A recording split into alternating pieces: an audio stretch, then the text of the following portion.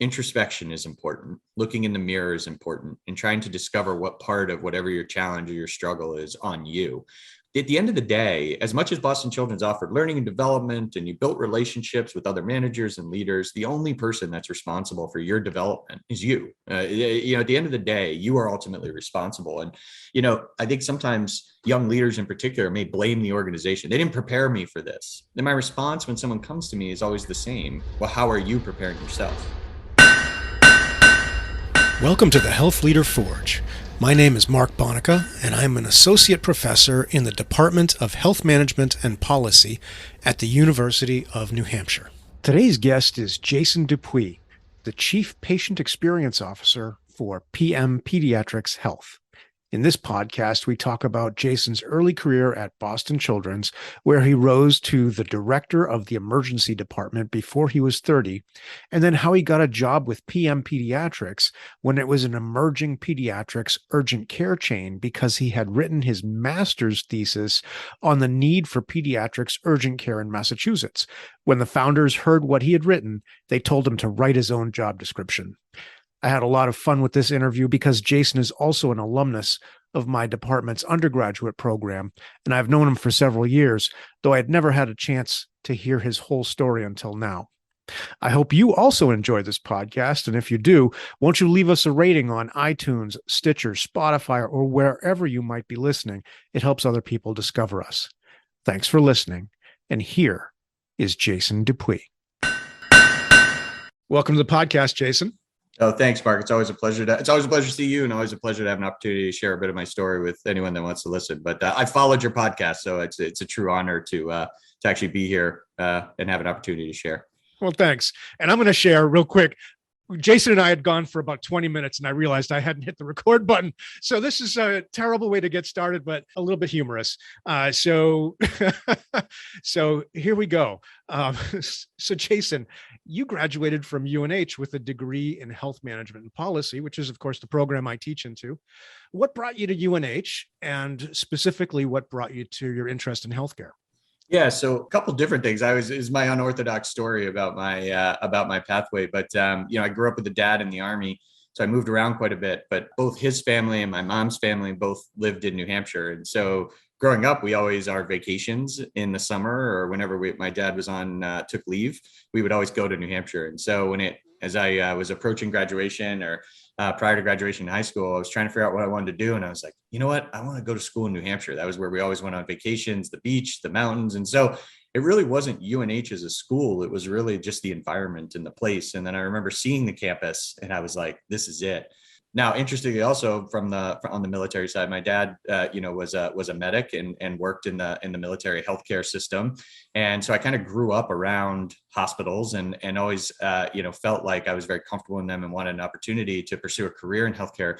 But I started off as an athletic training major at UNH, and then went undeclared liberal arts for a little while, and then trying to figure out my pathway.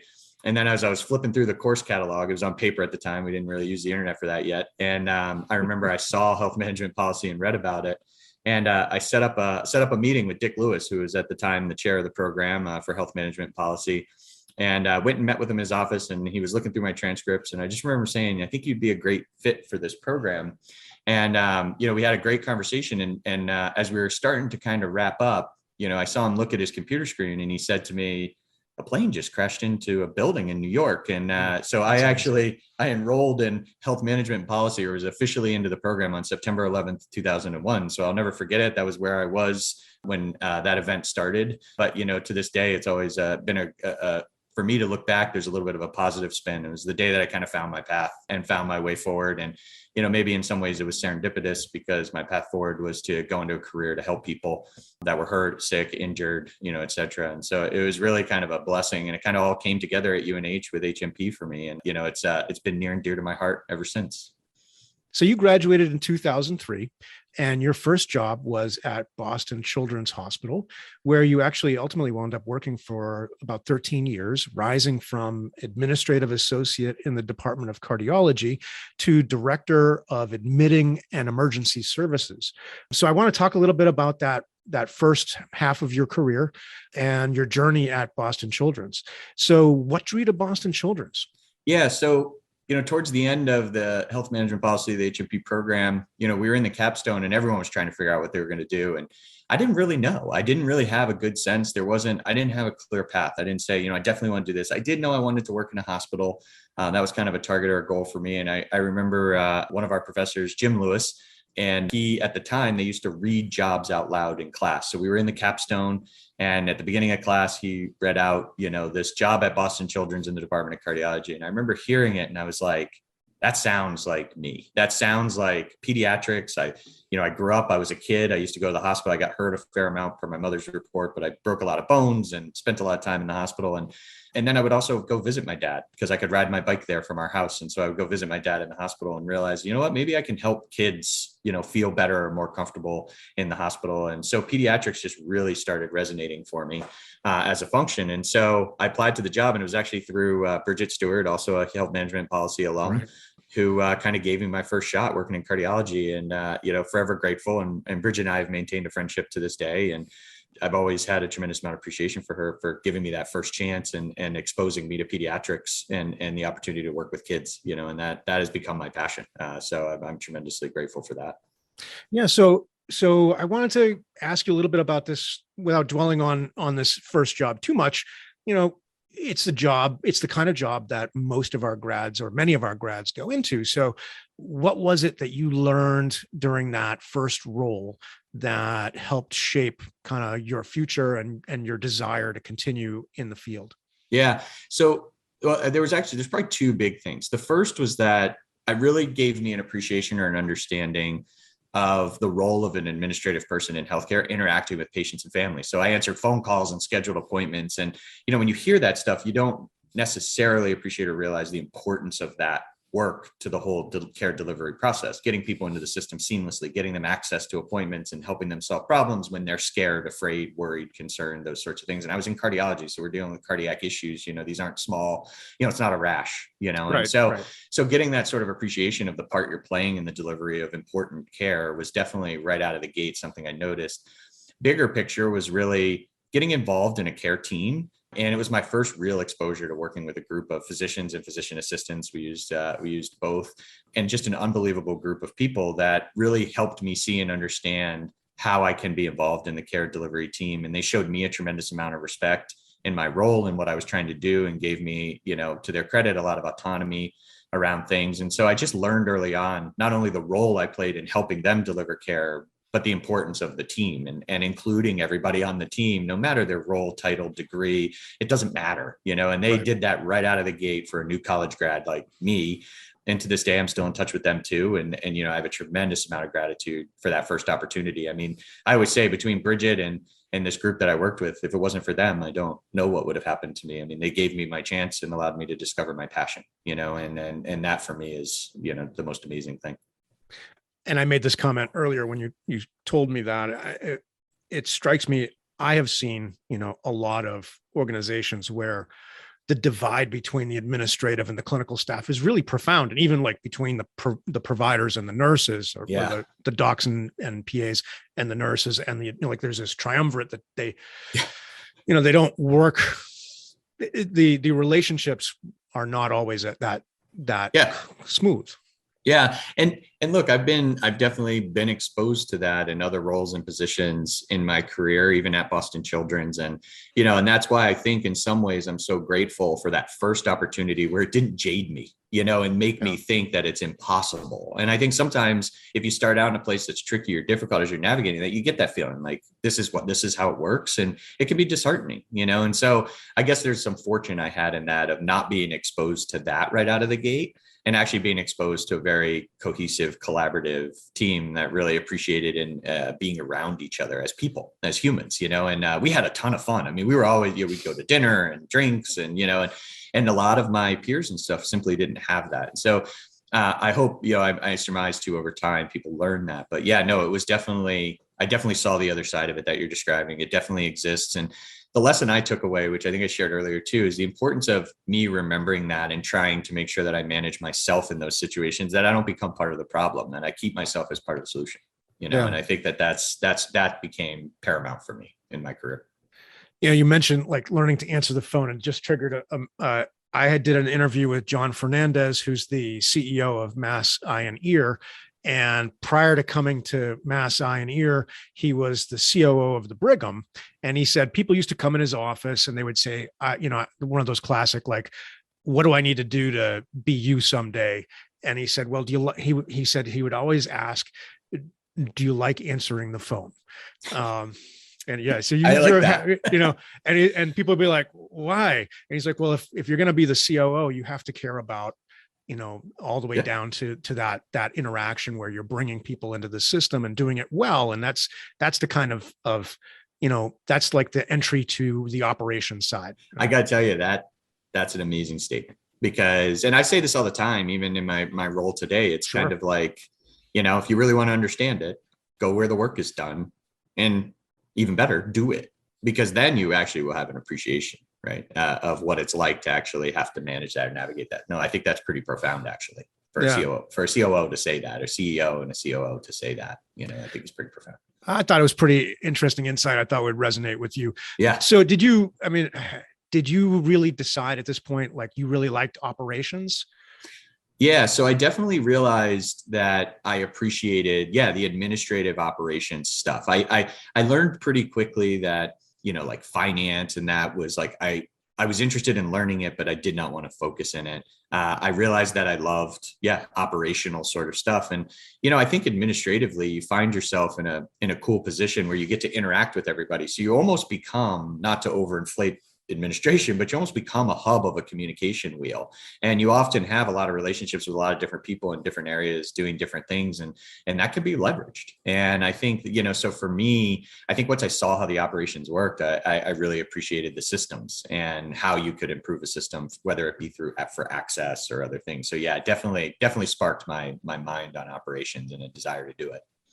So pretty quickly, just 3 years, you were promoted to ambulatory administrative coordinator within the department, where you took on your first supervisory role, overseeing 20 administrative associates, which is the role you had just had. And that's a huge jump in scope. Yeah. So I wanted to have you talk a little bit about what was it like making that jump to such a large level of responsibility. I think for me, it was always like, at first it was just terrifying. I mean, you get excited and you get the job, right? You earn the job, you work for it, you interview, you go through the process, and you're like, yes, I got it. And then you start doing it. And it quickly, for me anyways, became somewhat terrifying. And the primary reason was that all of the sudden you were managing all of your former peers. And that transition from peer to manager, I think, is one of the gets often overlooked in organizations because of the level of leadership it's at. It's that entry level leadership position. And a lot of organizations just simply don't pay a ton of attention to preparing those people for those roles.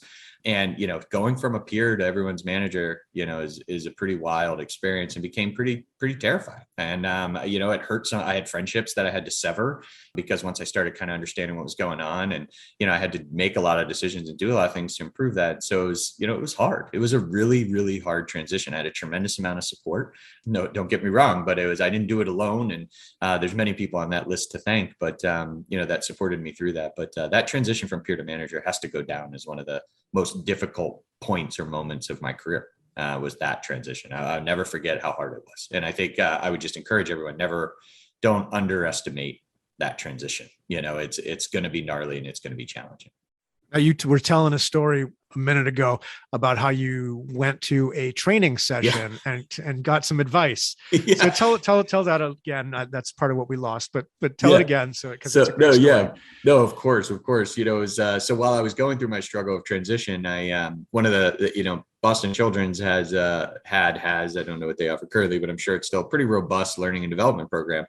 And one of the things that was relatively new at the organization was this thing, a class called the Manager's 5-Part, which kind of covered fundamental sort of leadership management stuff.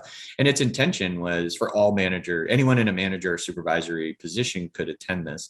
And it was relatively new. And so I signed up for it. And it was led by a guy named Alan Perrett. And to this day, Alan is one of my mentors. He's always been my mentor. He denies that he's my mentor. He says I am his mentor, but we both know that that's false. Maybe that's a sign of a good mentor. But that first class, I didn't know Alan from anything, and he was relatively new to the organization. And there were 5 sessions, each were 2 hours. And in the first session, in the first 20 minutes, Alan was talking about Jim Collins' book, Good to Great, which now is 20 some years old, but at the time was hot. That was what everybody was reading and talking about. And in there, one of the things that Jim Collins talks about is getting the right people on the bus and getting the wrong people off the bus. And it literally raised my hand as he's talking about getting the right people on the bus. And I said something to the effect of, Alan, I don't have any issue getting the right people on the bus. And my statement, by the way, for that was I was confident and comfortable in the people I was hiring. So I was like, they aren't my problem. I said, what my problem is? Getting the wrong people off the bus. I have all of these people and they're not doing their jobs, et cetera. And the tables and the chairs were set up in a U. And Alan came from the front of the class to where I was sitting, got in my face almost, not physically, but like got close enough, and he put his finger out. And I'll never forget it. And he said, you know what? You're the problem. I think you are the problem. Ouch. And yeah, it was a stinger, right? And, interestingly, it shut me up for the rest of the 5 sessions. I say interestingly, because anybody that knows me, so if anyone's listening and knows me, that I shut up for 9.5 hours, sitting in there, it might be a little shocked by that. But, it really caught me off guard. Probably a couple months later, I was in the cafeteria at Boston Children's and I saw Alan. And I went over to Alan and I said, hey, I just wanted to let you know what you said to me really mattered. I've been looking in the mirror. I've been trying to be better. You're right. That was part of the problem. And so, for me, the lesson there was early on, I had to learn to make sure that I was always looking in the mirror. What part am I playing in this problem? Now, as we move along here, you'll hear this is going to come up as a theme because this kept replicating. What part am I playing in this problem? And if not for Alan, I don't know that I would ever see it. And that's why I always give the credit that's due to Alan for what he did for me, because had he not done that, had he not had the confidence or the gumption or to really call me out, I don't know when I would have seen it. And so I've always appreciated him for doing that when I was a 24-year-old new manager. Yeah. It was a chance. It was a chance he took, but I needed to hear it. Yeah. Sometimes those hard lessons or those that harsh comment, it does kind of shake you up. Well, we never want to think we're the problem, right? That's human nature. And I think that gets forgotten sometimes, right? No one ever wants to blame themselves. I mean, I'm not Jason, but right. Exactly. Oh it's like no one ever wants to be the problem. Right. Right. Well, what lesson or what advice would you give to that young person making that very difficult transition from individual performer to supervisor? Yeah. Well, I think it really was that lesson Alan was teaching me, which was, introspection is important. Looking in the mirror is important, and trying to discover what part of whatever your challenge or your struggle is on you. At the end of the day, as much as Boston Children's offered learning and development, and you built relationships with other managers and leaders, the only person that's responsible for your development is you. At the end of the day, you are ultimately responsible. And, I think sometimes young leaders in particular may blame the organization. They didn't prepare me for this. And my response when someone comes to me is always the same. Well, how are you preparing yourself? Because I'll tell you what I learned from Alan. I read an HBR article every day. 5 days. I don't do it on the weekends. I take the weekends off. Every morning, I call it my morning read. I go on and I find an HBR or some other article and I read it. I've been doing that for over 15 years now. And that I learned that from Alan. And it's like, well, I'm teaching myself because I can't rely on everybody else. So I think for young leaders, start teaching yourself early and apply what you're reading, apply what you're learning, and accept the fact that it's all not going to work and you're going to stumble a couple times, and then that's okay. Embrace that, lean into that. Don't worry about that. Like that, everyone expects a young leader to make mistakes. And I do. All the young leaders that work for me, I expect them to make missteps. And you know what? When I make my missteps, I own them too. And so modeling that's okay is really important. But I think it's really, look in the mirror, like do some introspection and teach yourself, you're responsible for your own development. And I really believe that. So you held that role for a little over 4 years, and then you were promoted to the Director of Admitting and Emergency Services, which is, again, another huge jump in scope and responsibility. So talk a little bit about that. What was that like? Terrifying. I don't know. Maybe that's going to be that's going to be the theme. Yeah. Well, that was a job.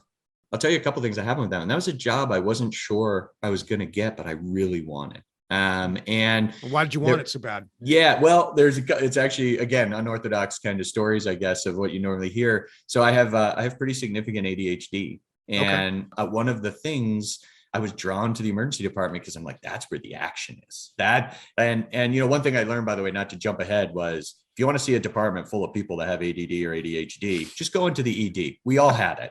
It was kind of it works though there, because the environment is conducive to somebody that is easily distractible and can focus and pay attention on different things. We had our issues, but so I was really drawn to the environment, but I didn't necessarily have the experience. And I always like to share this part. It was really hard. It was great to be promoted to a director level job when I was 29, but it was really hard because I was 29. And so there was some amount of achievement that I felt becoming a director before I was 30, but there was a tremendous amount of struggle or challenge that I had being a director under 30, now in with peers who are in their 40s and 50s and have been directors for 10 years or 15 years. And so I had a little bit of imposter syndrome, trying to fit in with that group. And the lesson I learned, which I'll share about getting that job, was about 3 months in, I asked my manager why she picked me, because I couldn't even I myself couldn't figure it out. I was struggling. I actually almost quit after 3 months, true story.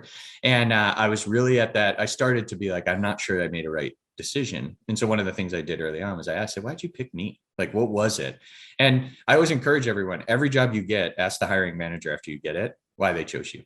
Because there's a reason. They had their reasons, and I needed to hear her reasons, and Fran shared them with me, and it was really helpful context of okay, so this is because she hired me for those reasons. Those are her expectations of me to meet. So it was just that was a gnarly thing, because 24/7 ops. And so wait, you got to back up for a second. What were her reasons? What did she tell you? Yeah, so it was interesting. She loved my energy.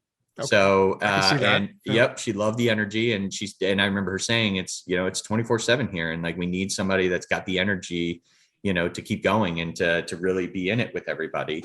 And it was energy and it was drive. And she could see my passion. She could see that I was really upbeat and passionate about the work that they were trying to do, that I loved Boston Children. So a lot of it was just kind of fed at that core level of energy and passion. And she figured anything I needed to learn about the emergency department, I would learn it. Because of that energy and because of that passion, that it wasn't going to be, my skill deficit would close pretty quickly, and understanding it. And then the other, which I left out, I guess, a little bit, was my willingness to jump in. So it kind of goes back to where we were talking about in cardiology and the team, is that if somebody needed to be picked up, I could jump in. If they needed help answering the phones, I would jump in. If they, I used to put the mail away all the time in cardiology, and the mail bins is when we would distribute paper mail. And I would do it to help one of my staff people. And I was like, people would say, why do you do that? And I'm like, well, I'm not above any task they're doing, so that willingness to keep jumping in it was an attractant for them, of in the ED, where sometimes an extra set of hands makes the difference of flow or throughput or whatever. So it was good. I'm glad you asked me that. But I always tell people, ask your boss why they hired you. They'll tell you. And honestly, hidden in that is their expectation of you. That's you can level out and make sure that you're performing to what they thought, or want. Yeah.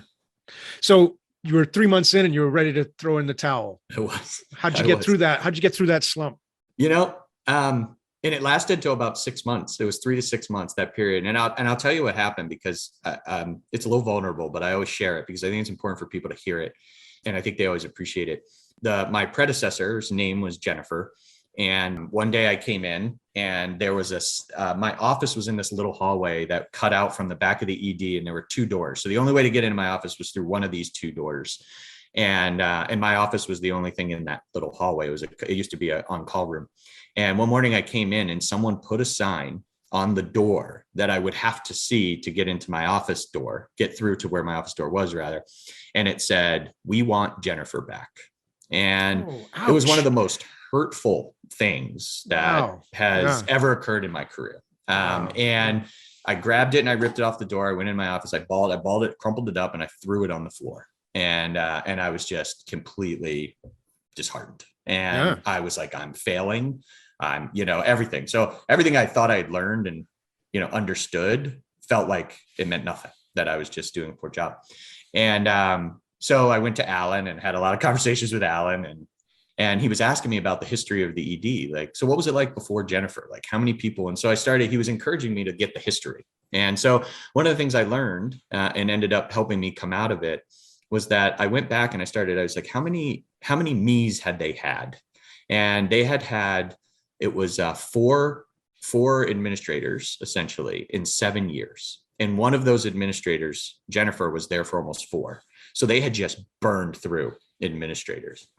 And I went to Alan, and Alan said, Jason, everybody's quit on them. That's the problem. People keep quitting on them. Don't quit on them. Like, it's your job. This is your, like, you've got to try and fix this. Don't be the 5th person to quit on them in 8 years, you know? And again, that really hit home for me. And I was like, so my choices were I could leave, or I could try to fix it so that it didn't happen like that in the future. And so I took this is God's honest truth. I uncrumpled the piece of paper because I still had it, even though it was on the floor.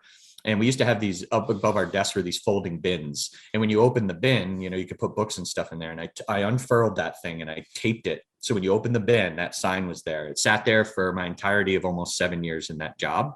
Wow. And every time I opened the bin, it reminded me what I was trying to do. I was trying to fix it so it didn't happen again, that people didn't keep quitting on them. And another leader didn't just quit. And so I ended up sticking it out. And my boss, actually, I remember Fran's like, Jason, what do you need? Because she knew. I said, I'm thinking about, like, I'm interviewing. I was interviewing actively in the hospital. And she said, what do you need to stay? And I said, I need a supervisor. I need somebody below me to take up some of the smaller work so I can be more strategic. And I'm sharing that because I did not ask for money, because I knew money wouldn't fix the problem. I just asked for help. That's what I was asking for. And so we figured it out. They got me a supervisor, and we turned the barge as a result of that. And so, I think it was again, one of those key moments in my career, somebody putting that sign up on the door and saying they wanted somebody else back. Yeah, it stings. It's man, I think I'd been on Indeed looking for. It was brutal, man. Tough. It was brutal. But it's really great the way you accepted it and kind of internalized it and like used it as a motivation. Well, and one of the things that I used was that I always said, like, I needed to use my hindsight, what I had learned in cardiology, and instead of applying it, use it as foresight to try and anticipate the issues and the challenges and the struggles that were going to come with the transition. And because in cardiology, when I made the transition, I didn't have any of that. I was from scratch. I was a clean slate, and I wasn't realizing, I think, in the ED that I actually had a repertoire of skills, that I had navigated complex, situations before. And then realizing, like, I need to leverage those skills. Like, I can anticipate something being not going the way I want it to now because I can see it, so use it as foresight, not just hindsight, So, I mean, obviously the organization with that amount of turnover, the organization had some problems. Yeah. And so getting a supervisor was a piece of fixing that. What else did you learn, or what other challenges did you have to overcome to kind of turn that around? Yeah. So I actually ended up, this is I always feel bad saying this because of who I am as a human, but I had to learn how to fire people. And so one of the things I did is I just started creating accountability, and I just focused in on things that were really important in a 24/7 operation. And that was the first thing I did was attendance. You got to show up on time, and you got to show up. You got to show up on time. That's important. Right? Yeah. And so I really just built some intense structure or rigor around the attendance and tardiness and those sorts of things. And, over the course of the next, from that, let's say 1 year in, over the course of the next 5+ years, early on in that 5 years, I think, I terminated a lot of people for calling out of work, for being late all of the time, and other various behaviors that we established simply, weren't going to be tolerated. And, that was really hard work. I always say, like, if you haven't fired anyone before, you never feel good about it. I can do it now. I am comfortable doing it. I know how to do it. I don't want to say I'm a pro at it, but I have never, ever in my career terminated somebody and not felt bad about it. And I think that talking about that amongst other leaders and folks that have gone through it is really important. But I learned how to manage terminations there. And that was a huge part, because once you start doing that and holding people accountable, the behavior modifies and shifts, and you start having the opportunity to hire new people that see similarly the way that you do. And, you can start to change an entire culture that way. And I think that was essentially what happened. Now, I mean, we got to go back to your earlier comment in that class with Alan, right? It was Alan. Yeah. Hey, you're the problem, right? Not the people that need to get off the bus, but yet there is some truth there. Like, sometimes Well, people do need to get off the bus, right? yeah, and interestingly, Alan was always a part of this and these conversations, because I leaned on him heavily during this, and I think that was a shift in there, as he was like, Jason, you're doing all the right things now. Like you are being fair, right? And I think fairness is, and that's a hallmark for me. Is like, is this fair? Is my decision to terminate? Is my decision to counsel? Is my decision to hire? Is this fair? Am I doing the right thing? And that, yes. And to that point, I think it's, and to what Alan was trying to teach me was make sure you're doing all the right things. Once you're doing that and you've built the structure and the support and the understanding and the relationships with people, that when you get to the point where they need to go, you now know you've done everything you could. And that helps you with the anxiety that you get from having to terminate somebody, and take their livelihood away. And that's what it is, and it's an intense experience. Yeah. So yeah, it was Alan. Alan was there all along, and he would, the other thing, Alan, by the way, on the terminations, I will share that I learned too, is like, never go on the witch hunt. So when you have somebody who does something wrong, right, it's like, and you try to target them to get them out. He was always like, do not go on a witch hunt. Like, equally applied to all. Come up with, your rules apply to everyone. Don't do things just to get one person or that, there's some HR legality issues there, but there's also like some human stuff there. Like, don't keep yourself in control, don't target an employee because they're bad and try to get them out. Make sure you're universally applying it. Yeah, it's a good lesson. That's a good lesson. Yeah, it's important. And for protecting yourself from all that HR stuff. 100%. Yeah. 100%. It's an easy mistake to make when somebody's frustrating you. And well, so while you were in this role, the bombing of the Boston Marathon happened in 2013. And we've never talked about this, but I understand you were involved in the response. I was. Yeah, no, it was a crazy day for many reasons. And I was, sorry, again, a random, I was actually not in the hospital when the bombs went off. I was actually at home. And I saw that I saw the news come up, and I was like, I have to go to work. And the funniest thing was I was so disheveled. I don't know if this is podcast worthy, but people appreciate this. I was so disheveled. So I was trying to get myself out of marathon, like outside in shorts and a t-shirt, into like work clothes, and I couldn't find my pants. So I was like running around the house in my underwear, right? Like, I'm like, I need pants, saying I need pants, because I like couldn't even focus because I was trying to get myself in the car. And, so it was like kind of one of those, that's what I remember, is running around the house going, I need pants, but no, I remember I went in and I got there pretty quickly because I lived pretty close to the hospital at the time. And I remember getting there, and my image was of a guy named Patrick Dillingham, who actually works with me at PM Pediatrics now, but worked for me in the ED at the time. He was standing on a chair outside of the trauma rooms, and they were doing like kind of a huddle. And that's my first kind of like image. That's my first memory of going in on the marathon bombing. And it was just complete chaos in there. And, but the one thing I learned, the lesson I learned from that was an event like that, the power that it draws you together on in sharing an experience. And it doesn't have to be a catastrophic, traumatic experience such as the marathon bombing. Just when you come together like that in an experience, whether it be a project or otherwise, like the bonding that happens was amazing. And, as a result of it, I think we really learned the strength of the team. It goes back to that again. And, in the days following, the support that we showed to one another was it was so tremendous and so amazing to like kind of go through that experience together. And again, bonded us, there's a lot of communication that still goes on from the folks that were there that day. And I saw a lot of amazing and horrific things. And I'm an administrator, so I'm not, I wasn't in the blood, and I wasn't in, but everybody that was there that day went through the same experience, whether you were laying hands or not. And it's something that I think none of us will ever forget. But again, I'm an optimist. So I am grateful for that experience and the opportunity that we had to work together as a team and to build those relationships even stronger than what they already were. And I'm grateful that event led to that, and I wish it never had happened, but I've got to find some gratitude in it. Yeah. So you spent 13 years at Boston Children's. What do you, and made really remarkable progress getting to be a director at 29. You decide to leave in 2016 to join your current organization, PM Pediatrics. Just reflecting back on your Boston Children's time, what do you think made you successful? Yeah, I actually been asked this question a lot when I was in the hospital. So folks would come to me and be like, "How'd you do it?" And because navigating large, complex organizations, is not simple. And I give the same usual half joking response to start. And that is, I just got lucky. And now let me define that. I had good timing. So roles kind of opened when I was ready to move. I had a good support system. I had a good, that were encouraging my development and advancement. I found out about the emergency department job because our director of nursing, a woman named Cheryl Gothing in cardiology, came into my office one day and said, Dupuis, I got the job for you. And that was literally how I found out. And she worked with me. She was one of my peers in the leadership team in cardiology. And she said, you need to go for this job. I think you were built for it. And, so I think some of it is timing, that I just had good timing, but that's an easy cop-out answer, right? Because it doesn't help anyone Sure. Yeah. to bank on timing.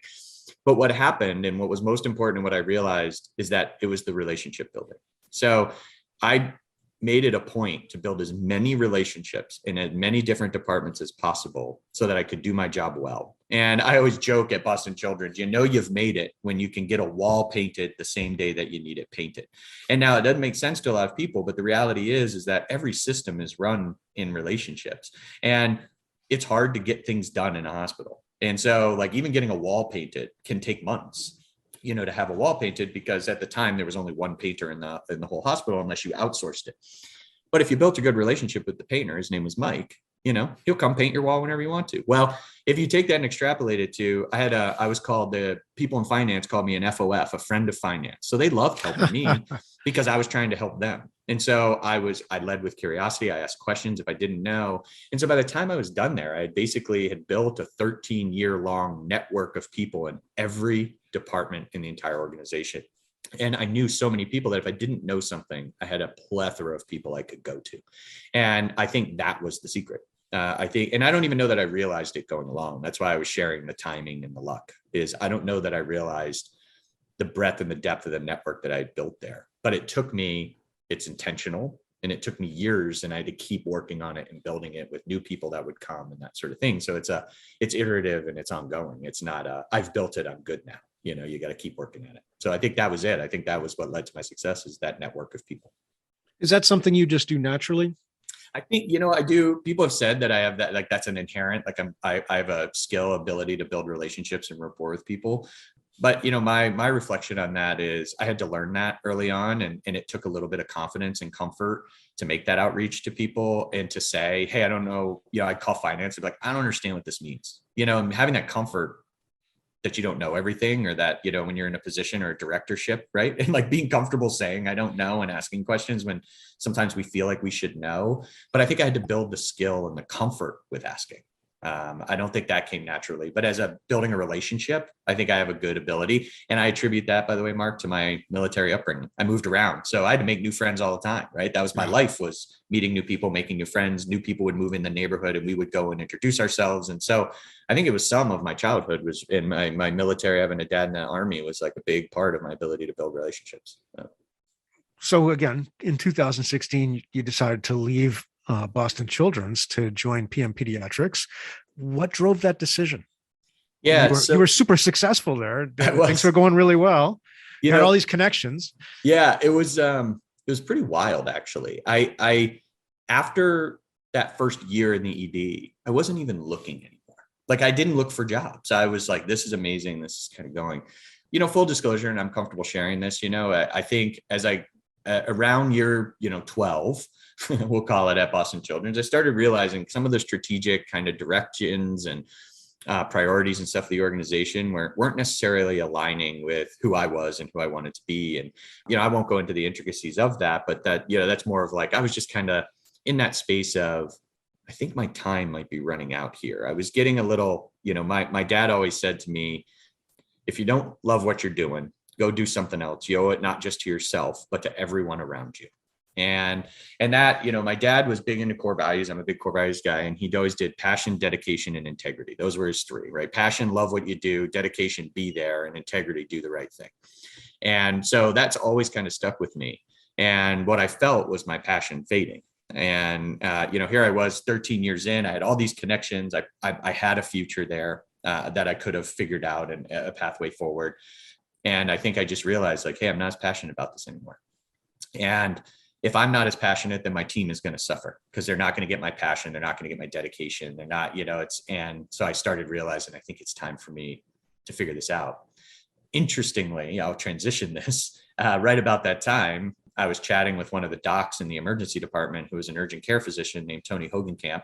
And I was finishing up my master's, and we were talking about urgent care.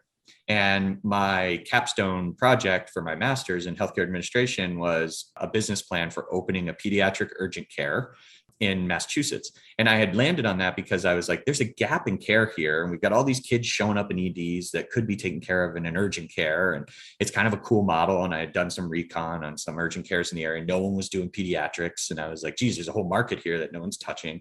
Oh, I gotta say, like as a father of 3 kids, I remember I would have so much rather had that, available. I mean, I remember my first baby she got like a fever of like, I don't know, 104 or something like that. Right. And we were in the military, far from home, nobody to reach out to, nobody to be like, hey, calm down. It's just, give her Motrin, calm down, and so we panicked and we went to the ED, 5 hours later. Right. And that's and we'll get into that, but like, that's the business model, right? It's like, gosh, it's gotta be a better way to do this, So I was sharing that story with Tony, and Tony said to me, you got to meet Jeff and Steve. This is their story. And Jeff Shore and Steve Katz are the 2 founders of PM Pediatrics.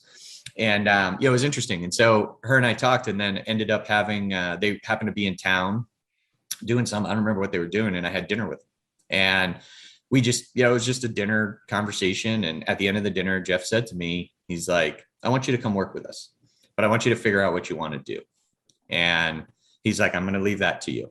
And, I was like, that's kind of a wild, when you think about it. You don't get an offer like that all the time, right? Yeah. Yeah. And I really didn't know what to do with it, So, and we could talk more about that, but that was how they came on my radar. Was like, it just happened to line up with the capstone, and I had written a business plan to open a pediatric urgent care in Massachusetts. Amazing. And that's what they were doing. And that's what they had already done. Like, they had already established, at that point. And so it was just, they were just in New York and New Jersey. So they were far away. So I didn't even know about them when I was doing the project, it wasn't even on my radar. So I just happened to find out about it. Had they already opened a facility in Mass at that point? No, not Massachusetts. And so interestingly, myself and Tony Hogenkamp, the provider from the ED. So Tony had actually worked for them when they first opened in 2005 in Syosset, New York, which is on Long Island. And so that was how she knew them. And then she had moved up to Boston and got the job at Boston Children's Hospital. And so, she ended up coming over to PM Pediatrics as well. And so her and I and obviously the PM team ultimately ended up opening the first Massachusetts location together. So we kind of worked on that together. Yeah. Wow. All right. So you've got this offer. What makes you pull the trigger? What'd you tell them you wanted to do? And I always laugh because, that was the wild part, is that I'm sitting there and I'm like, I can write anything I want. Like, I don't write. And like, I didn't know what to do with that. And so I actually, again, introspection, and kind of went in the tank, and I started thinking about like, what are the parts of my job in the emergency department that I really enjoy? And one of the things that I really enjoyed that everyone thought I was crazy for was when patients, families, that sort of thing, when people were upset, I enjoyed working with them. I enjoyed trying to understand why they were upset. I worked with the patient relations department at Boston Children's quite a bit on issues. And one of the things that they would always tell me is like, Jason, you really have a knack for working with upset families and having them feel heard and understood. And so as I was thinking about, PM, and it's like, what is it that I ultimately want to do? I was like, I really want to focus on experience, patient family experience. I think it's important. At the time, it was already a field that was growing. So this was in, 2016, it was already, or 2015, one of those, 2016, it was already there. It wasn't new, but I was like, I'm really interested in kind of this space. And so that was my proposal to them. As I said, I'd be really interested in discussing something in the realm of patient family experience. And Jeff's response was, oh my gosh, this is exactly what we need, And then he says, write the job description. Right. And then I'm like, oh boy, now I don't. So I had to write my own job description, which was also, you don't get an opportunity to do that. And I take that very seriously, because I'm like, I am shaping my future right off of this document that I'm creating. So cool. It was a pretty wild experience, to be honest with you. All right. So before we dive into kind of what you do at PM Peds, or PM Pediatrics, let's talk a little bit about that organization. So you mentioned they were founded in 2005 in New York. Founders were Dr. Jeff Shore and Stephen Katz. Talk a little bit about them. What was their vision back in 2005? No, their story's pretty cool, man. They actually randomly were roommates in undergrad at Amherst in Massachusetts. So they both went to Amherst, and they ended up randomly assigned as roommates. And Jeff was on the pre-med going to med school track, and Steve was on the business, and he's an economist. So they were in different worlds, but became best friends in college. And then they kind of went their separate ways in life. And Jeff was at Columbia, and then went down to Children's National down in Washington, D.C. And, Steve worked for a couple of different consulting firms to include Bain. And, they both ended up landing in Port Washington, New York, which is a town on Long Island. And, it's kind of interesting. And so when Steve's kids would get sick, he would call Jeff and say like, hey, because Jeff was an ED physician. He's an emergency department physician. He called Jeff and be like, not a pediatrician. He's a pediatrician. Yeah, he's a pediatric emergency medicine. Okay. And so Steve would call Jeff and be like, hey, my son's, whatever. And then they literally started talking. They were like, I think there's a business model here. Like, you're calling me because you don't want to go to the ED and it's 9 p.m. and your primary care doctor's closed. So they literally started developing a business plan. And that was how kind of PM Pediatrics was born. Was through Steve calling Jeff for help, and then them realizing like there might be a business here. Instead of doing this, for friends, why don't we try and do it to the community, do it for the community? So they ultimately raised money amongst family and friends, kind of that first entrepreneurial and loans and stuff, and opened their first site in 2005. Yeah. So it's that was down in New York. Yep. Long Island, Syosset, New York. Okay. Yeah. Was there a reason for that? Were they from there, or? It was kind of, they did a lot of, population, like looking at population data, how many people live there. We call it the stroller count, right? What's your stroller count? How many strollers or babies patients. and strollers? Yeah. You want babies because they grow up and they keep coming back. Right. And you don't want the 18-year-olds. You want the infants, and because they'll keep coming. And some of it too was like that site still exists. It's still open. They're still in the original site. We still have our location there, and it's very different from all of our others. It's not very visible from the street. So it's also a sign of like they didn't have the money to like open this perfect, so they had to settle for what they could kind of do. But they built an entire business off that one, so the model clearly works, and worked. But yeah, so that was kind of how they did it in the beginning, was population and just trying to find some place with space that kind of suited what they were doing. And it started, by the way, with Jeff as the doctor and Steve as the administrative front desk person, just the two of them.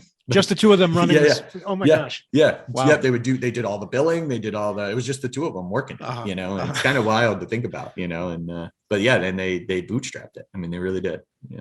So just frame this real quick. What is urgent care? Like, we got to kind of get that. I think I always say the easiest way to explain it is, our capability is pretty close to an emergency department, but not an emergency department. And so it's really sits in that space between primary care and emergency care. It's just it's in the middle. What we've learned over time, though, is like you can increase that capability or capacity up to a point before it gets really complicated in the equipment or the ability that we would need in order to provide that higher level of care. But we really sit at like the low acuity stuff, or the low acuity that goes into an emergency department. It's essentially, how do we siphon that volume off of that system that is taxed and get it taken care of more quickly, right, more conveniently, and most importantly, most cost efficiently, right? An ED bill for an ear infection, let's say $1,000, an urgent care bill for an ear infection is $100 to $200, and so it's like, that is probably the easiest way to explain it, is it kind of sits in there when your primary care is closed and you don't want to go to the emergency department. That's why we're there. Yeah. And I noticed you had the hours you guys run is like 12 to 9, 12 to 10, something like that. So it starts later in the day, right? Yes. And that's on, there's some very strong, it's very intentional that we do that. And I can explain a little bit about it because I do think it's important to the urgent care concept. So, when we first opened, we were 4 to midnight. So that was the window. They operated from 4 p.m. until midnight. And what they found was that people were showing up or trying to get care earlier than 4. And when you look at like primary care physicians or primary care offices, they often run out of slots, urgent visit slots, by a certain time in the day. And so the next thing they did is they walked it from 4 p.m. down to 2 p.m. And then they walked it from 2 p.m. down to noon, because families were saying, I can't get in with my pediatrician and I don't want to go to the emergency department. So it was really built on access to care. And if you're unable to see your pediatrician and you don't want to send an ear pain into the emergency department, we were trying to kind of push ourselves into that niche to pick up that slack. And so, yeah, the hours are very intentional. We do Some of our offices go noon to midnight, some go noon to 10, some go 10 a.m. to 10 p.m. So there's kind of a mishmash out there. And some of them go Okay. 10 a.m. until midnight. On Sundays is normally the day we do that. So there's varying hours, and that has to do with access and how we want to, like, volume and where the volume comes and what time and stuff. There's some strategic components to that. So first facility in 2005, it's what, 17 years later. How many facilities do they have now? We're at 74. Wow. Yeah, it's pretty wild. And it's hard to even keep track now. It could be 75, but I'm pretty sure it's 74. And we're in 16 states. Wow. So we've crossed the country. So we're in California. We have a site in Alaska, actually. And so we've got the entire Eastern Seaboard, it feels like, from North Carolina all the way up to Massachusetts. We've got in every state to include Delaware. We're out in Tennessee, down in Florida, also in Illinois. We've been, and we've got multiple sites out in California now, 4 or 5, I think, in the LA area. So, and we really did that largely from 2005 until 2015. The growth was really slow. When I came on in 2016, we only had 15 sites, and we had 1 site in Maryland, and then everything else was in New York and New Jersey. And so I've been here almost 6 years. In the last 6 years, essentially, we've gone from 15 to 75. So our growth has really happened in the last 5 years. What's driving that growth? A bunch of different things. I mean, I think some of it is increasing access to care. And like we're trying to reach, even on Long Island, we've opened, not recently in the last few years, though, we've opened a couple additional sites, like just increasing access to us. And with the ultimate goal of, like, we want to keep kids out of the emergency department, and we want them to have access to care. And so I think that's a big part of it. And then there's obviously, just the opportunity to expand and to be a larger company, a larger healthcare company. And, so that's where, California, and it may seem random when I list the states, but going back to important relationship note, when you work in emergency medicine for a while, the connections are actually pretty strong. And so a lot of people that I work with at PM in New York know many of the emergency physicians in Massachusetts because they may have trained together. And so that network is pretty tight. So a lot of the places that we open are due to relationships that we have with emergency medicine physicians and other nurses and that sort of thing in those areas. So you can actually kind of tie it together. Oh, interesting. Through relationships. Yep. So our vice president of clinical operations, a guy named Josh Sherman out in California, he actually used to work for PM Pediatrics before he went to Children's Hospital LA. He eventually left Children's Hospital LA to come work with us as our vice president of clinical ops. So there's a lot of connections in there. So the growth is in part driven by the availability of providers. Yes. Is that kind of what I'm hearing? Yes. Okay. Yeah. Interesting. Yeah. So stroller count overlaid with providers that happen to be in kind of your network of known. That's really interesting. Yeah. And we do have, we have a lot of analytical tools that kind of can help us understand a new location, for example, if it based on our demographic of our current patient population, if they kind of fit that demographic, if that's there's no huge secrets here. It's kind of like we do really well in communities where both parents are working. That's kind of come up time and time again. And that's because they need the quick, the easy, the access to care, because they may need to get back to work, or they don't want their kid out of school or daycare. And, because they don't have so we really do well in, middle income to working parent communities. And there are some things that we've been able to figure out over time that help us pick sites and locations and stuff. But yes, it's also driven by, we need providers, we need staff to do it. I mean, it's an important resource constraint, right? I mean, yes, big time.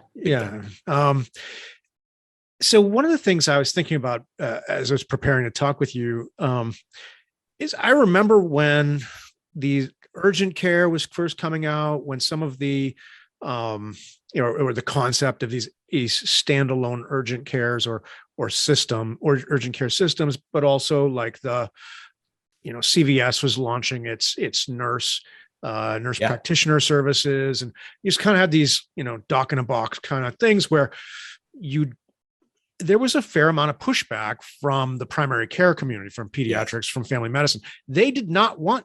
No, they did not like this. They saw this as I think they saw it as competition. 100%. Talk about that. What was that like then, and how's it evolved? Yeah, this was definitely one of those early conversations when I was chatting with Jeff and Steve about coming over, was trying to understand that, because I didn't want to leave Boston Children's and go into someplace like urgent care where I thought we could innovate and improve the healthcare delivery system through pediatric urgent cares. I really believed in that, but I also wanted to, I also don't want to create 1,000 problems for the system. And I think that became a really important thing. But here's some interesting stuff. And I've had to defend our honor, if you will, at conferences and those sorts of things. I now invite it. I usually start by saying, I'm sure there's a lot of you in the room that work at hospitals or have a primary care office that think, urgent care is hurting the system. If you'd like to discuss it, let's do it, because I can explain kind of our model. So I try to invite it now instead of having somebody raise their hand at the end and attack. But I'll say it this way.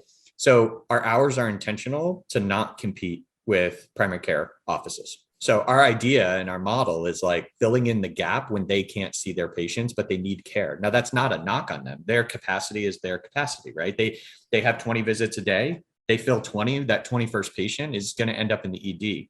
When you think about value-based care or value-based contracts, you think about other payer agreements that you have, or if you're on capitation or something like that, your patient ending up in the ED is the last thing that you want, for that case. And so I think there is, part of it for us was, how do we provide that care and fit into the model and not necessarily try to disrupt it? I won't name other urgent cares, but if you look at hours of a lot of urgent cares, they're 8 a.m. to 8 p.m.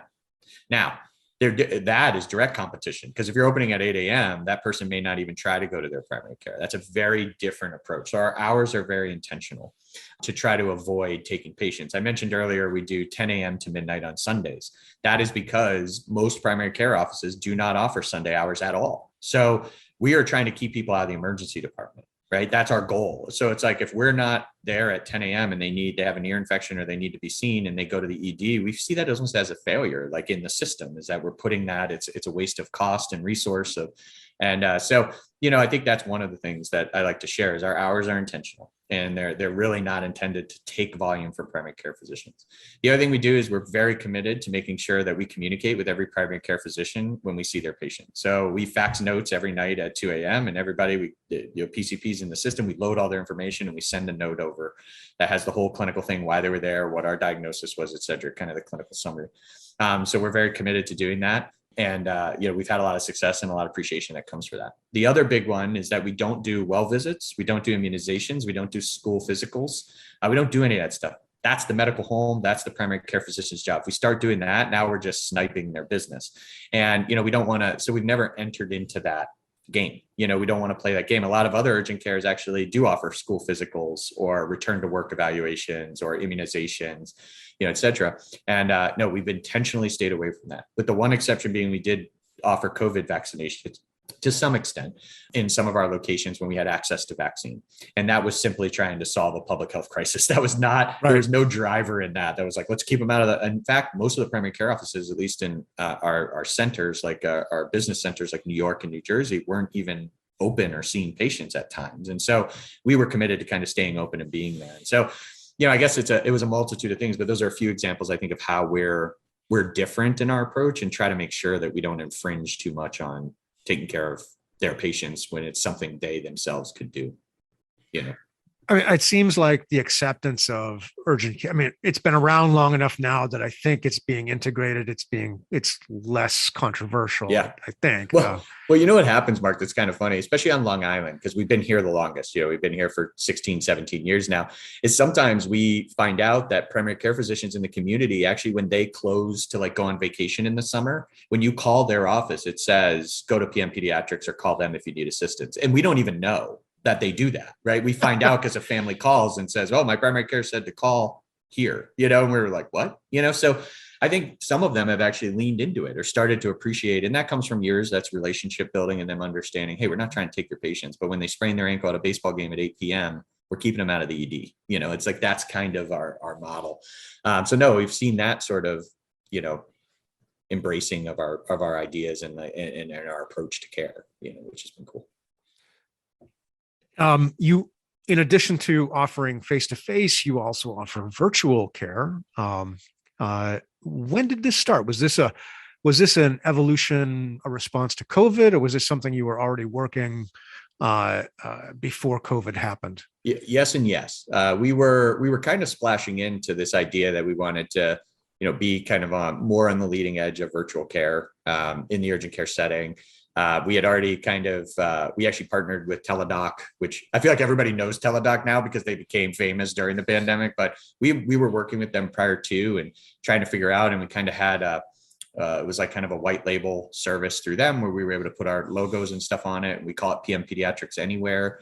And so we were already seeing some virtual visits prior to the pandemic, prior to us even knowing COVID-19 was a thing, you know.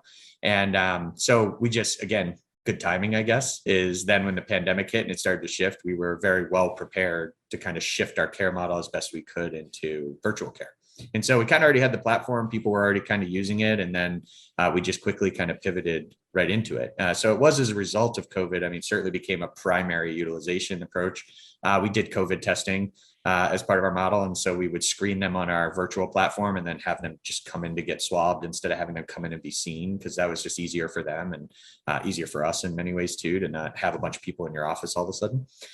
So yeah, no, COVID ended up catapulting it, but it was already there. You know, we were already kind of dabbling. How does that link up to kind of the original business of urgent care?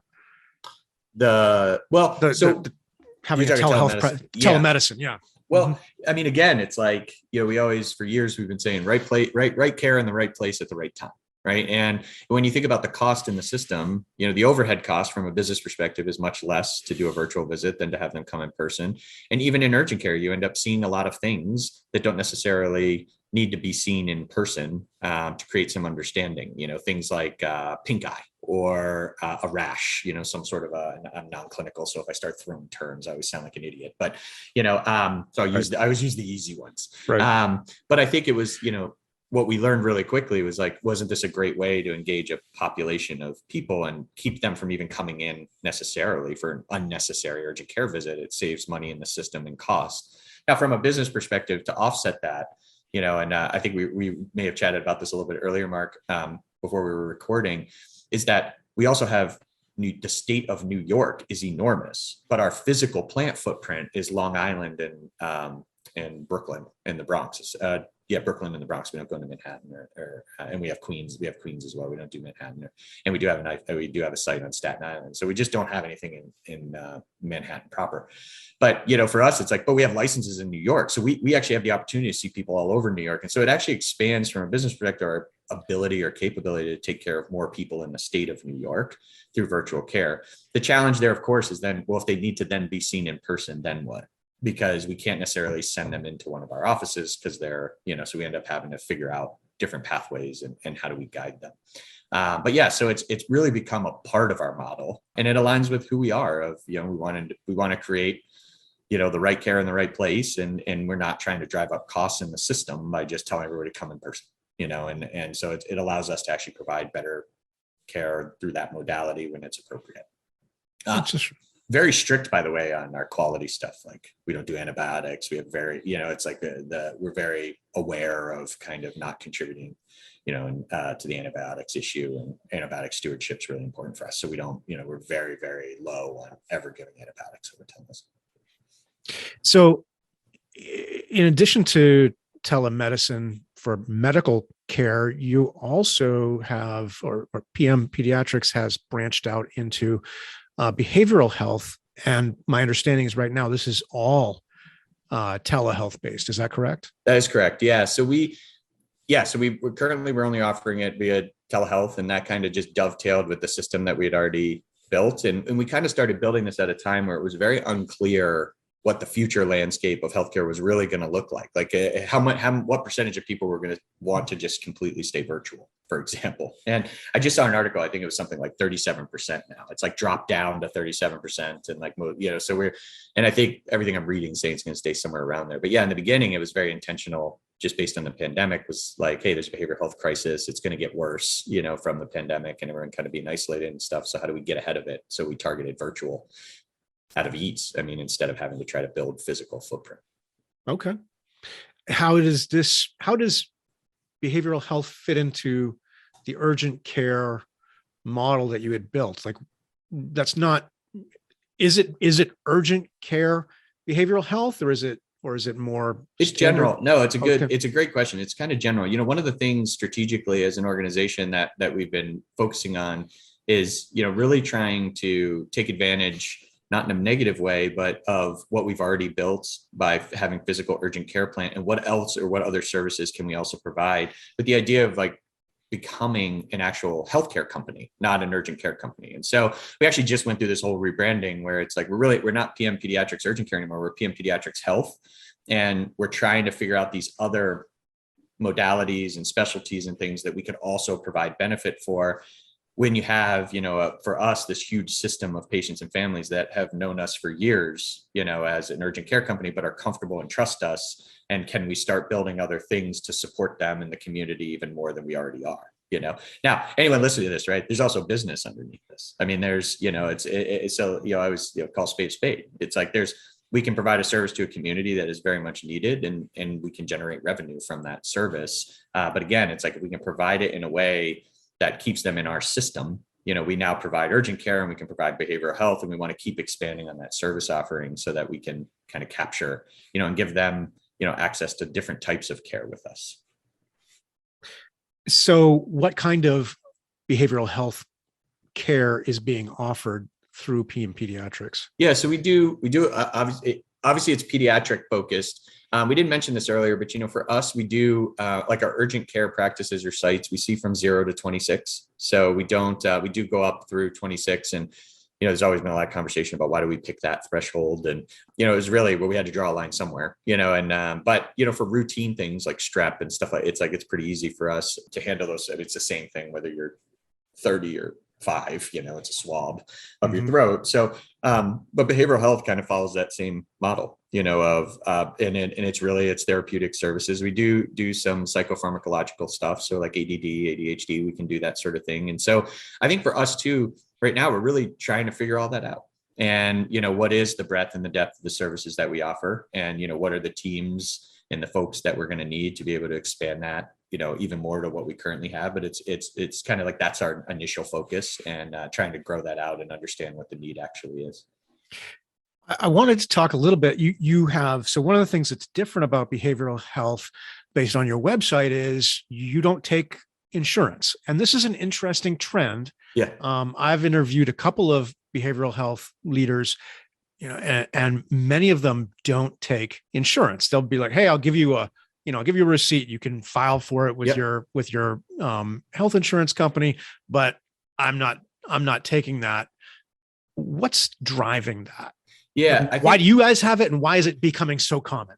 I think we might be, I don't know that it's necessarily, or it does, from my understanding, my perspective, I don't know that it's, that we feel like it's the only way to do it. I think it was when we were trying to do this relatively quickly, when we noticed the crisis and that it was just getting worse. And now, by the way, I always like to share that behavioral health crisis did not start in the pandemic. This has been going for years, and we all know it. It's been, EDs are bogged down with psych patients. I used to deal with this in the emergency department at Boston Children's. We'd have all the psych patients boarding overnight and stuff. I mean, it's been bad for years. I think when we saw it coming, it was like, hey, we have this platform, like the telemedicine platform. We should be leveraging it, and we should be leveraging it for good. And so the process of negotiating and getting those contracts in place is pretty extensive, pretty exhaustive, takes a lot of time. And I think, we're in that process. I mean, we are in the process right now of securing contracts and targeting different payers and trying to get that lined up for families. But to start, it was like, let us not delay the start of the program over an insurance contract. Let's offer these services and see how it goes, and so we are in the process of trying to contract. I don't know that we'll ever contract with everyone, but, I think that will be a part of the process. And additionally, we are looking at providing in-person behavioral health services. Obviously, that's a whole new area for us where we've got to build the space for that. And that's not the same as urgent care space, right? We're very good at building urgent care space, but our behavioral health space, physical plant space is, it's a new skill that we're trying to figure out too. So we are exploring that and working on that as well. Really interesting. Well, let's transition to talk a little about you. Yeah. And so I mentioned, your role, Chief Experience Officer, you wrote that description after that dinner.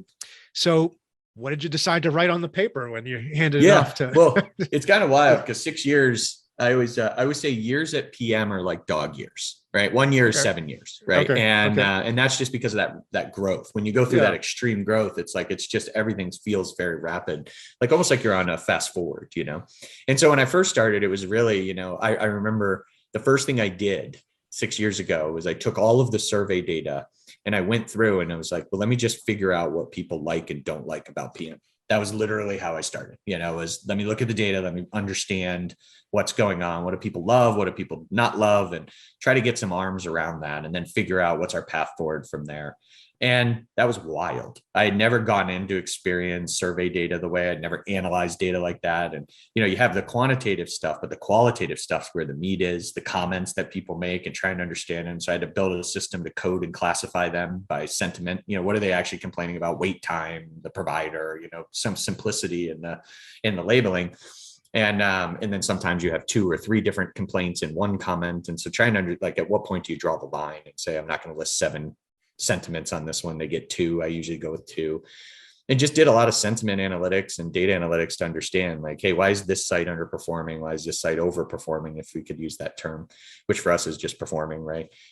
So really doing all of that. And I was alone. It was just me. And at the time, 15 sites. And so I traveled a lot. I went to all of the sites, visited them, observed the process, the flow, how they were interacting, what worked, what didn't work. And so I had a great opportunity in the first little while to really just understand the business and get underneath the data and start capturing and then sharing it. So I started doing a lot of facilitation, teaching, that sort of thing. And then over the last 6 years, it's really evolved. We've gotten really, really big, really large, really complex. And so I have 3, I call them orgs underneath me. So I have patient experience as one org. I also have patient access, which kind of has a front end revenue cycle training type of role in it. And then we also have a newish role that we're using called a regional administrative manager that kind of runs the front desk operations for different regions and subregions. And we built those based on gross revenue. So when you kind of clip a certain gross revenue, we add a regional administrative manager to protect that revenue. That's kind of the simplified explanation of that. So I started just doing patient family experience, and it's kind of expanded into these other 3 areas. Experience, when you list it, by the way, on paper, is very confusing. No one really knows what it means. So it's hard to actually explain it because what do you actually do? And that's, yeah.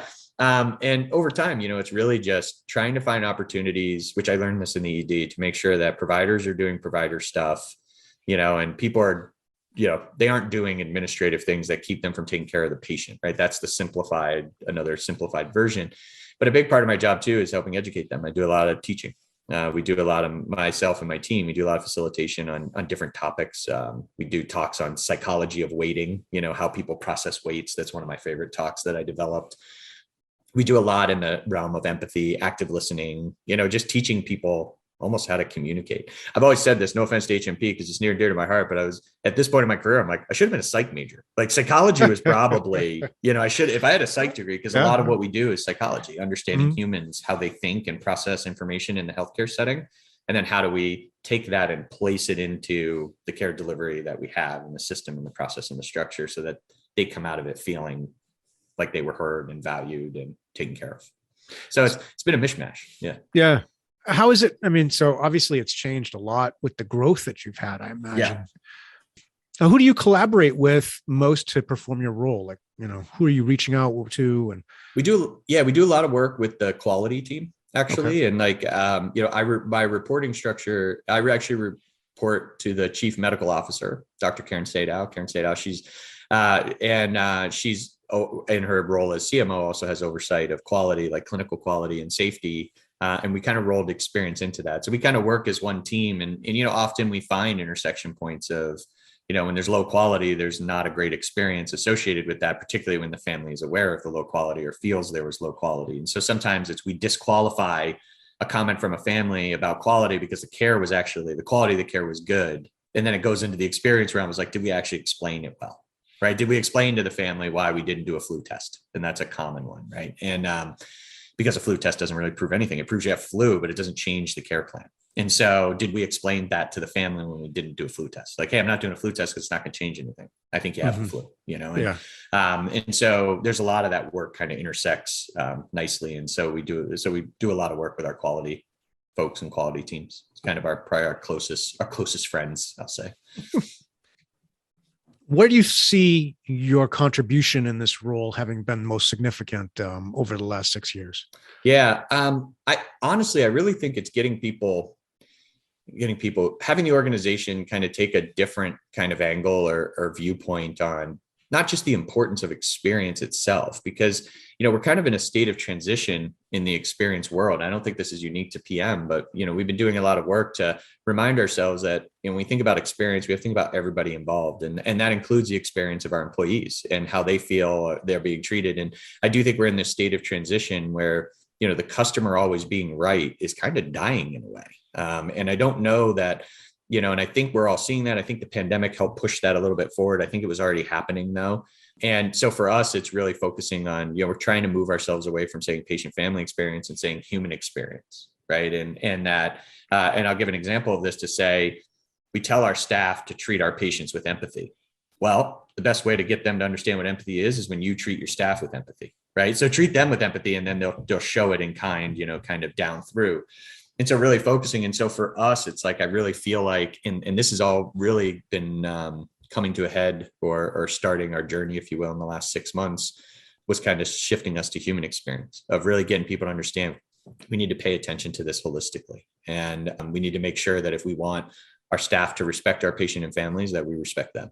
And that's one way that we can kind of create it. So I don't know, I guess that's a coming contribution that I hope would be something that I would list for something like this, but it's something I'm very passionate about. And I think it's taken us and taken me this long to really start realizing that vision and understanding kind of how we need to strike the balance between those two things. And some of that comes from the data. You read data and you're like, geez, I know this person and this family saying that this person is rude. That's weird because I know them, and so like, why would they say that? And another big part, I guess, I'd like to share, and it speaks back to what we were talking about earlier from my time at Boston Children's, has been relationship building. I've spent, the last 6 years building relationships with as many people at PM across the country now that I possibly can, and trying to understand their challenges and looking for the themes and kind of stitching it together, and then being able to share that back with my senior leader colleagues to like, hey, this is what we're hearing, boots on the ground, and it goes back to that. How are we getting that information? And then what are we doing with it? So, I think for us, that would be kind of the two areas I think have been my biggest contributions. And one of them is very young, and it's what it's providing. That human experience idea is pretty young. So you mentioned your experience with Boston Children's. So connecting back, like in that 6 years since you've left Boston Children's, what do you draw on from that prior experience? And how do you feel you've personally grown as a leader in that time? Yeah. My prior experience, it's funny. I watching an organization like PM grow from when I came from 15 to 75 sites is just, I said to Jeff Shore, one of the founders there, and our co-CEO with Steve, at one point, I said, we have a very unique opportunity to build bureaucracy. And in most organizations like Children's, we used to, one of the things we used to say is like, we're dealing with 150 years of Harvard bureaucracy, right? It's like, how do you navigate that? And I'm sure, universities are the same thing. It's like, we're dealing with right? It's like you deal with X number of years of bureaucracy that's been layered and layered and layered and layered. And we used to complain about that a lot at Children's. It's like the bureaucracy and the way things were done. And, it's a challenge. And I'm sure it still is. And it's not a knock. I think that's normal in every organization. Coming to PM, it was kind of that acknowledgement of, hey, we're building the bureaucracy of the future. And it's a tremendous opportunity that we have to build it the right way. And I said to him, I said, in 50 years, when none of us are working here anymore, I don't want anyone saying like, we're dealing with all this stupid bureaucracy because we made it. So it's on us then, right? It's like, and so like, let's be accountable to the bureaucracy and the approach. And so I really feel like I kind of brought that understanding of how hard it was to navigate that complex bureaucracy at Boston Children's and remind myself here, let us be very cautious about the bureaucracy that we create. And so there are moments where decisions are made or directions are taken, and it's kind of like I feel the tinglies in my, the hospital sort of bureaucracy, but that's just the reality of large organizations. And I think that, it doesn't make me angry. It's like, but being able to have that, and again, take that hindsight and make it foresight of like, all right, here's some of the challenges we may face is always helpful. As the chief experience officer, what keeps you up at night? I mean, and figuratively, if not literally.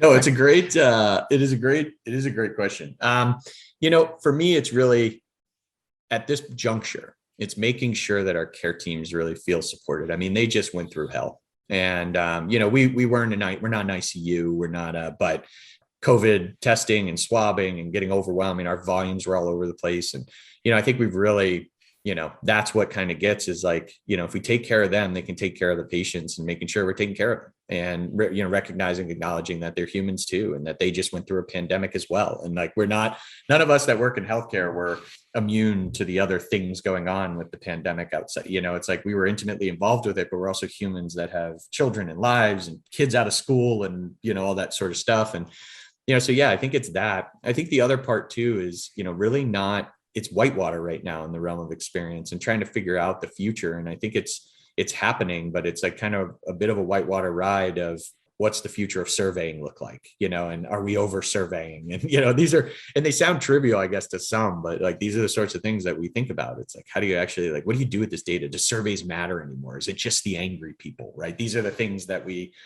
deal with. And so those are the sorts of things that kind of spin in my mind. It's how do we actually innovate the future? I'm not one to accept the way it's being done or has been done. I want to innovate it and try to be out in front of it. And so I spend a lot of time trying to think through that.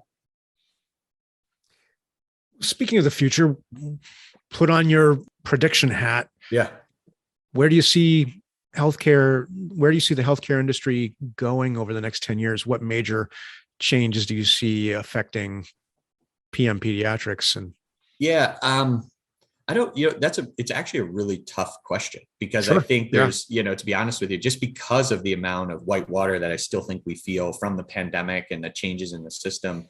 And, from my perspective, I really feel like the future is the integrated system thing has to be the future, right? This idea, and we see it in pockets, even with OWN, where I was talking earlier about, we have PM Pediatrics Anywhere, our telemedicine platform, and how it feeds into our in-person urgent care platform. And we have behavioral health. And, I think it's like, how do we build a better spider web?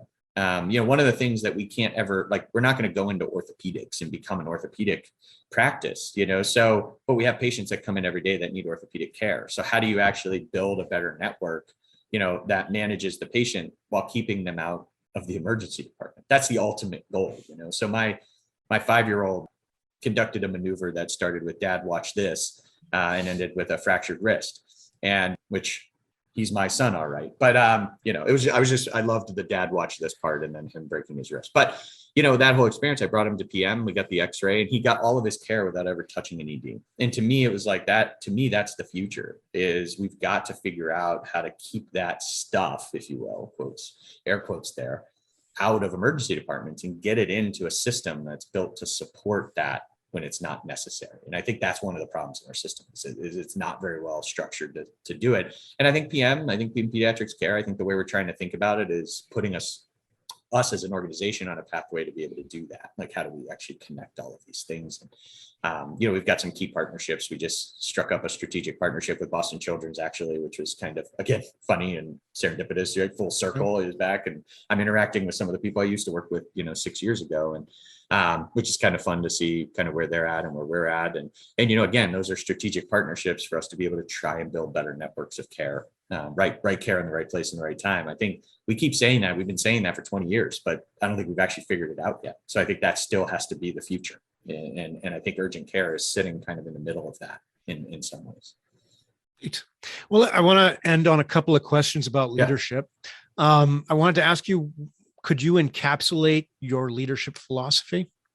Yeah, I can. We talk about this all the time, and I always get worked up when people, no offense to anyone that's ever said this, but like, I'm a servant leader, or I'm a, here's what I learned. Here's what I learned in the emergency department is that no matter how many, if you Google leadership and types of leadership, there's 1,000 different types of leadership. What I've learned is good leaders know what hat to put on, when to put it on, and know when to take it back off.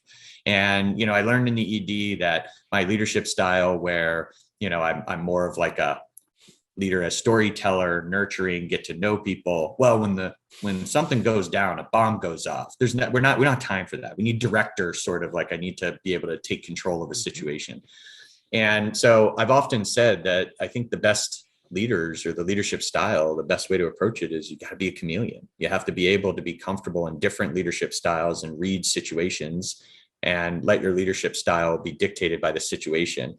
And that if you just pick one way, then at some point multiple times, probably you're going to be wrong. And you need to give people the leadership that they need. And so it was when I learned that in the ED and have been able to apply that in my job now. It's like, I know when I need to talk to somebody harshly or firmly and be leader as director, or when I need to be leader as caretaker, or leader as nurturer, or leader as, however we want to classify them. And so I think it's, I would caution anyone from being too dug in on their leadership style, and really make sure, like, know who you are, and then figure out what leadership style you're not that great at and start working on it. I was not great as a director, like as a do this. But then once I knew that and started working on it, I would go out in the ED and, something would happen and I would just take control. And I would say, all right, this is what we're going to do. And everyone would just listen, but it took me a long time to learn that. And so I don't know if that really answers your question, Mark, because I'm not trying to skirt it, man. I just think it's important that leaders understand, like, to hone yourself in onto one style is your base, but you actually need many, many leadership hats to do this well. I mean, I think that, that harkens back to the situational leadership from, I think it was Blanchard back in like the 80s. That's exactly which is still it's still relevant. I mean, still relevant. Everybody wants to be a servant leader, and I know, but like you said, like, it doesn't always work. Like, at some point you've got to be the drill sergeant and tell people. No, right. And you have to know, you have to be able to identify those moments and lean into that. And it's okay, and it's okay to be a chameleon in that sense. But I guess that doesn't necessarily say you're not a servant leader in an overarching sense of Correct. Like caring about your people. It's just in that moment, I've got to do, I've got to tell you what to do. I'm not going to, we'll worry about your feelings later. Well, and sometimes I say it, not necessarily about this topic, but in general, it's like, whenever I share something like that, and it's like, so if you're a servant, if you identify and you are a servant leader, it's, it's kind of like, and you're like, well, I'm a servant leader. It's like, well, that can't be your excuse. That's a call to action to understand what are the pros and cons of that leadership style. Right. So never an excuse, but a call to action. Right. So you talked about mentorship. You talked about Alan, I think was your mentor from many years ago, telling you, you're the problem, which is great. It was not in the moment, but it was. Right. Yeah. I imagine that would shut me up too for a long time. Totally. I mean, I've had a couple of those kind of, and they're terribly useful. And I use terrible as like, they're really awful to hear, but you need to hear them. And totally agree.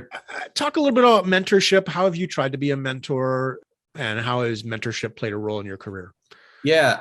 Well, for having Alan and meeting Alan, I mean, again, was one of probably the key moments of my entire career. And I've said it multiple times in this, and knowing Alan, he'll find this podcast at some point and give me feedback. And even though I won't tell him about it, but no, I mean, he made me appreciate the importance of having a mentor and somebody that you can kind of go to that really knows you well and keeps you honest. And one of the other famous things Alan would always say to me is, I would say something and I would be all fired up, and he'd be like, let me walk you back off that ledge, and that was his way of being like, chill out, Jason, and so, when you think about mentorship or finding a mentor, it's like, you really need somebody that invests enough time to really get to know you and has the wherewithal to be blunt with you and call it like they see it.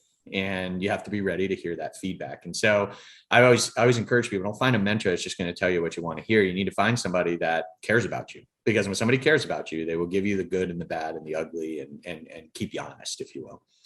I always say, like, there's a lot of stuff out there on like going out and formally asking somebody to be your mentor. I've never asked Alan to be my mentor. We just developed that relationship. And so I'm not opposed to that philosophically, but I think if somebody's struggling, like, there's plenty of people around you that you could go to and say, hey, I would love to just run some stuff by you, run some ideas. Like, I think sometimes when we over formalize mentoring or being a mentor, it feels more challenging than it really is. It's like, we can really just all take a step back and say, who is somebody that I interact with every day that I really value their perspective and appreciate their input.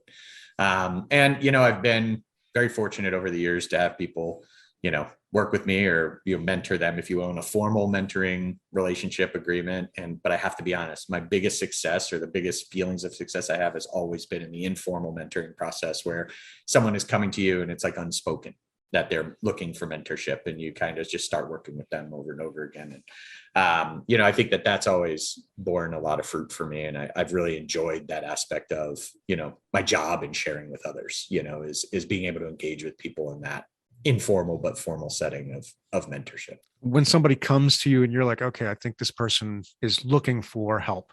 Yeah. What are you doing? What goes through your head? Like what steps do you take? Yeah, I usually, active listening is right. We teach that, but it's always like, help me understand what's going on and tell me what, and I always say this, like, tell me understand what's going on and tell me what you think your part in it might be. And I think that's actually really important because, again, it goes back to that idea of look in the mirror. And it's like, that's my Allen way of saying to somebody, like, are you looking at yourself in this? Yeah. So like, and then you work with them that way. And then honestly, even for people that report to me I do the same thing. And, it's really like, so what do you think you're playing a part in this? And like, own your piece if you are, and let's talk through that and make sure your ducks are in a row. And so no, I definitely have a very unstructured but intentional way that I approach kind of the mentoring conversation.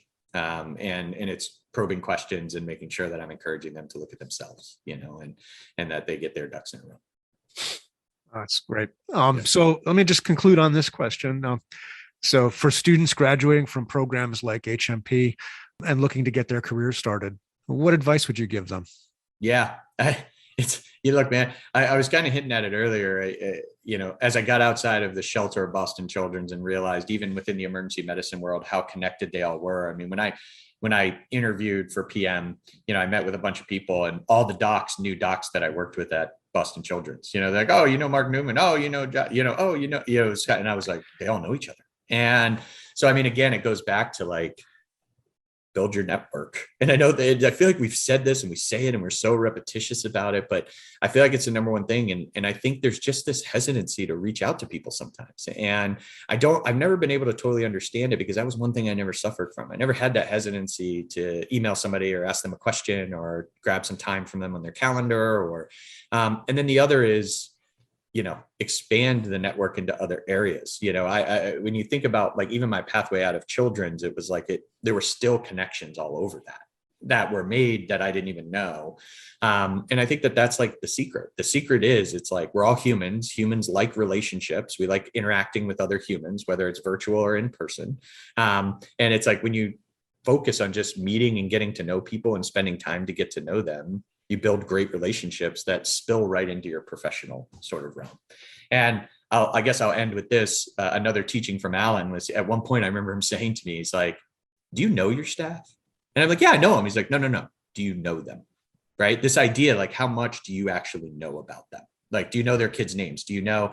And I think when you talk about like even mentorship or starting out a career, it's like really get to know people because we are relational animals. We like to have relationships. We want to get to know each other. That's how you build trust. That's how you build rapport. And I think that gets overlooked sometimes because we try to be overly formal professional. And it's like, we're all just humans trying to help other humans, right? In healthcare. Well, that's a great place to leave this, I think. All humans trying to help other humans. That's really great way to say it. Well, thank you so much for your time today, Jason. This has been great. Yeah, of course. Thanks, Mark. It's been a pleasure.